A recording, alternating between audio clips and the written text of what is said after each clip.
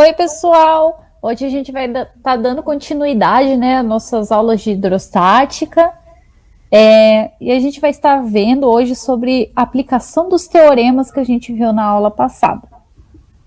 Sendo assim, na aula de hoje veremos a aplicação do teorema de Stevin, de Pascal e de Arquimedes. Bom, dentro então a nossa aplicação do teorema de Stevin e dando continuidade, né, ao seu estudo, uma das aplicações mais importantes, né, desse teorema são os vasos comunicantes. A gente então tem aqui, né, a nossa fórmula do teorema de Stevin, né, e o que esses vasos comunicantes, né, eles nos mostram, né?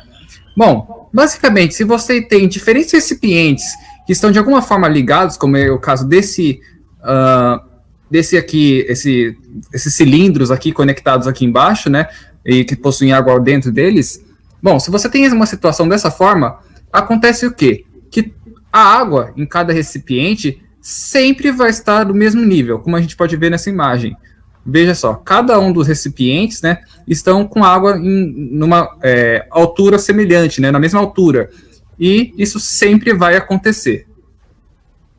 E por que isso acontece, né?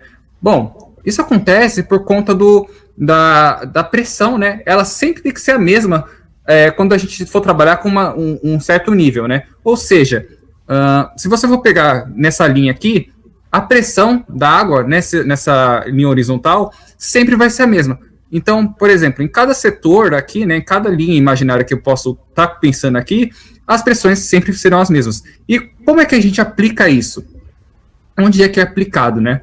Bom, a gente tem uma espécie de uma invenção, né, que seria a mangueira de nível, que ela é utilizada para poder medir, né, a altura, né, de diferentes níveis do solo, né? Então, por exemplo, isso é muito utilizado, por exemplo, na agricultura, onde nessa plantação aqui foi utilizado, né, e cada linha aqui, né, tem, de certa forma, uma altura semelhante, né? Isso é importante, por quê? Porque, às vezes, você quer uma quantidade de água no solo, né, igual para cada setor ali da sua plantação, né? Então, dessa forma, eles fazem isso para que fique mais fácil ali o seu plantio.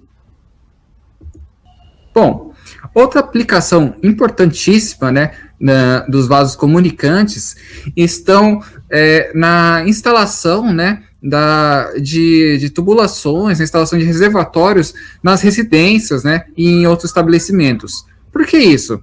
Bom, como a gente viu anteriormente, o nível da água, né, sempre vai ser o mesmo, né, no caso de recipientes, né, de reservatórios, né, que estão conectados.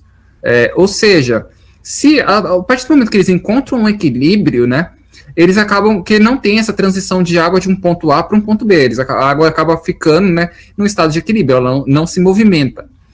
Então, a gente tem que pensar, né, o engenheiro hidráulico, né, quando ele vai pensar ali, por exemplo, na hora de instalar uma caixa d'água, né, na hora de fazer um reservatório, né, que é o que acontece, geralmente nas cidades tem um reservatório principal, né, de água, ele tem que levar em consideração o seguinte: se ele colocar um reservatório no mesmo nível, né, onde vão estar, por exemplo, as torneiras de uma casa, o chuveiro de uma casa, acontece que essa água não vai conseguir se movimentar de um ponto para o outro, né? Porque ela não vai ter motivo, né? Não vai ter ali uma diferença de nível, né? Para que a água saia de um ponto e vá para o outro.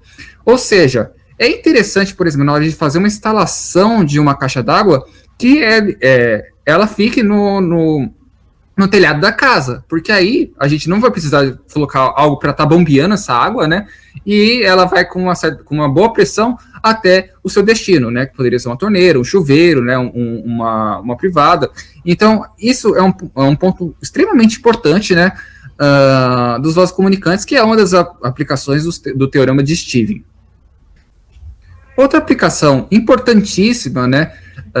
Do teorema de Stevin são as diferenças de pressão. O que basicamente a gente pode aprender, né, com esse estudo? Bom, os alpinistas, por exemplo, eles têm que levar muito em consideração as diferenças de pressão que eles vão ter lá digamos que no nível do mar, né?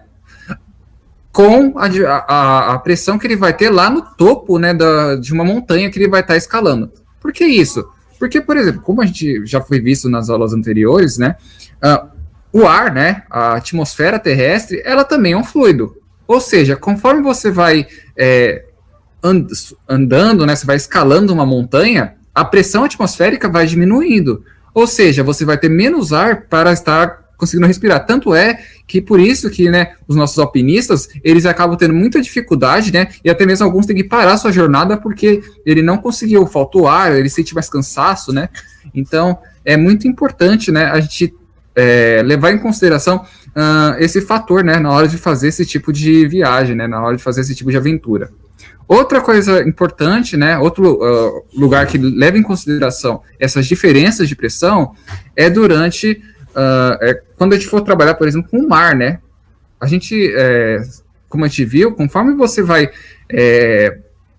indo para cada vez mais profundo, né, no mar, né, na água, a gente vai tendo um aumento de pressão. Isso é tanto que, por exemplo, 10 metros, né, abaixo do nível do mar, a gente tem aí um valor de 2 atmosferas, né? Você tem uma pressão que é igual a 2 atmosferas. E quanto mais a gente vai descendo, mais pressão vai sendo aumentada. Então, os mergulhadores, eles têm um limite, né? Até onde eles podem chegar. Então, chegando assim a profundidades absurdas, né? A gente encontra até mesmo seres vivos completamente diferentes do que a gente está acostumado, como até mesmo tipos de peixes, né? Totalmente diferentes, né? Como esse daqui, que é um tanto quanto exótico, mas que se a gente trazer ele para... Ele vive num ambiente de tanta pressão que ele precisa de uma pressão interna, né? Que tem um poder, assim, de certa forma, semelhante, né? Com a pressão externa, né? Pressão do fluido que ele está lá inserido, do mar. Que se a gente trazer ele para nossa região, né? Trazer ele para uma região do nível do mar, por exemplo, esse peixe acaba explodindo, né? Então, esses daí são os extremos, né? Por isso que é tão importante a gente levar em consideração a pressão do lugar onde a gente está viajando. Bom, gente, agora a gente vai falar, né, relembrar o Teorema de Pascal, que tem como enunciado o seguinte: o aumento da pressão exercida em um líquido em equilíbrio é transmitido integralmente a todos os pontos do líquido, bem como as paredes do recipiente em que ele está contido. E esse enunciado que a gente viu no vídeo anterior tem como implicação a seguinte equação, onde a razão da força exercida 1 sobre a área 1 é igual à razão entre a força exercida 2 sobre a área 2. As aplicações desse teorema a gente pode ver, né, no elevador hidráulico, na prensa hidráulica, no freio hidráulico e no macaco hidráulico. Eu vou explicar para vocês um pouquinho, né, como é o funcionamento da prensa hidráulica e do elevador hidráulico, que são basicamente o mesmo para o macaco hidráulico, e do freio hidráulico, que são os freios, né, que a gente encontra em automóveis, por exemplo, que tem como base o Teorema de Pascal. Bom, a prensa hidráulica, ela funciona da seguinte maneira. Como a gente viu naquela equação, quando eu aplico, por conta da pressão, né, ser igual aqui em todos os pontos, ao aplicar uma força pequena sobre uma área pequena, essa pressão meio que vai ser distribuída em todos os pontos, só que ela vai chegar em uma área maior com uma força muito maior. Isso né, que auxilia esse processo assim, das aplicações da prensa hidráulica. Por exemplo, você está lá num laboratório de mecatrônica, por exemplo, você está lá mexendo na prensa hidráulica e você coloca a força que você quer aplicar. Por exemplo, sei lá, 50 toneladas. Eu coloco essa força, ela vai será aplicada sobre um objeto, né, numa determinada área, e ele será convertido, a força que eu vou aplicar mexendo, por exemplo, numa alavanca, será muito pequena quando comparado à força que vai chegar nesse objeto. Por exemplo, eu coloco um vergalhão lá, né? Para que eu faço o teste de vergalhão? Eu tenho uma amostra de vergalhões e eu vou fazer uma construção civil. Eu preciso ver se aquele vergalhão é de qualidade, se minha construção não vai desabar. Então eu vou lá, coloco o vergalhão, aplico uma determinada tonelada que eu quero que chegue, exerço uma força mínima numa alavanca para que ele, por exemplo, estique aquele vergalhão ou comprima ele e até aquele vergalhão quebrar. Então, por exemplo, é um esforço mínimo que você faz e que por conta desse teorema acaba exercendo uma força muito superior, né, à que você aplicou. Assim também funciona a questão do elevador hidráulico, né? Onde uma força muito pequena sobre uma pequena área é distribuída, faz com que a pressão seja distribuída de forma homogênea em todos os pontos, e ao chegar nessa área maior, a força é tão grande que faz com que o elevador seja capaz de erguer um carro, por exemplo. Esse é o princípio, né?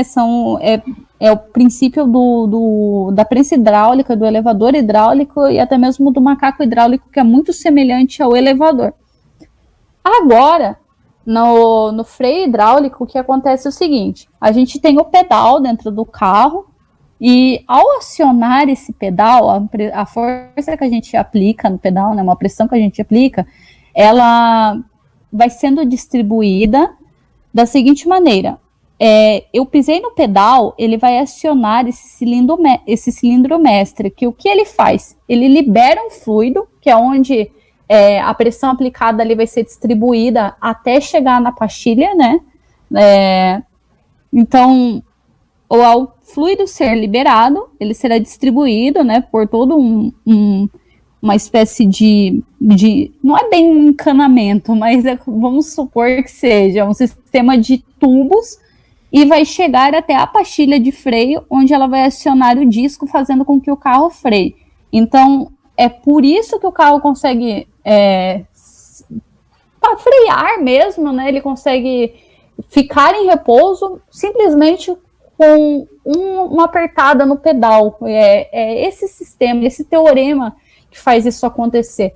Essa espécie de pressão aplicada sendo igual em todos os pontos, tornando com que uma força mínima resulte em uma força muito grande em uma área muito maior. Bom, né, pessoal, relembrando, né, o teorema de Arquimedes, a gente já viu até agora, né, as aplicações, né, dos teoremas de Stephen e do teorema de Pascal. Agora a gente vai ver do teorema de Arquimedes. E só para relembrar, pessoal, o empuxo, né, nada mais é que uma força que aparece quando um corpo ele está interagindo, né, com algum fluido em equilíbrio. E aí ele é representado matematicamente dessa forma: empuxo igual a densidade vezes volume vezes gravidade. Né, e quais são as aplicações, né, do empuxo? A primeira, né, aplicação, né, é a boia, o colchão inflável, né, que muitos de nós conhecemos. Mas vocês sabem, né, o que faz com que a gente consiga boiar? Então, pessoal, a boia, né, na sua fabricação, ela precisa ter muito volume, então ela tem que estar com bastante ar.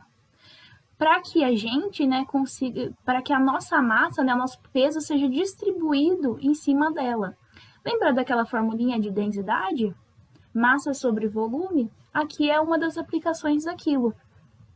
A densidade ela vai ser menor que a da água e faz com que a força, né, ela empurre e faça a gente boiar. Uma outra aplicação, pessoal, é a ponta de iceberg. Bom, pessoal, os icebergs, né, eles são constituídos, né, de água doce. E a flutuação do iceberg ela ocorre pelo fato dele ser formado por gelo polar. E aí o princípio físico, né, que explica, né, essa flutuação, né, de um iceberg é o princípio de Arquimedes. E o princípio de Arquimedes, né, o empuxo, ele ajuda, né, no cálculo, né, das dimensões desse iceberg, como a altura, o volume, submerso e emerso. E elas são calculadas, né, a partir dessas leis da hidrostática. E é muito interessante, né, que, assim, existe uma certa proporcionalidade. Geralmente, né, a ponta do iceberg, ela tem, tipo, 10%, e a maior parte dela, né, fica imerso, né, debaixo d'água. E o empuxo ele ajuda, né, a gente também, né, calcular essa proporcionalidade, né, de quanto, né, do iceberg, né, tá aparente ali. Uma outra aplicação, né, do teorema de Arquimedes é o balão de ar quente. E como, né, que isso funciona, pessoal? O gás, né, que tá ali, né, que tá queimando ali, né, no balão de ar quente, né, ele tá mais espalhado.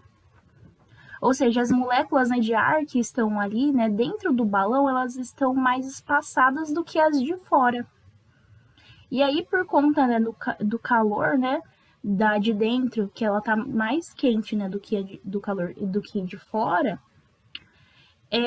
a massa, né, ela vai ser diferente também. E aí isso acontece porque a densidade, né, do ar dentro do balão fica menor que a densidade do balão de fora. E aí faz com que esse balão de ar quente ele comece a subir. Então, de certa forma, ele vai ficar mais leve lá dentro. Então, ele vai subir e vai ter essas diferenças de pressão, né, que foram comentadas lá no empuxo. E é isso, pessoal. Até a próxima. Muito obrigada por esperarem até aqui. Obrigada, gente. Valeu, pessoal.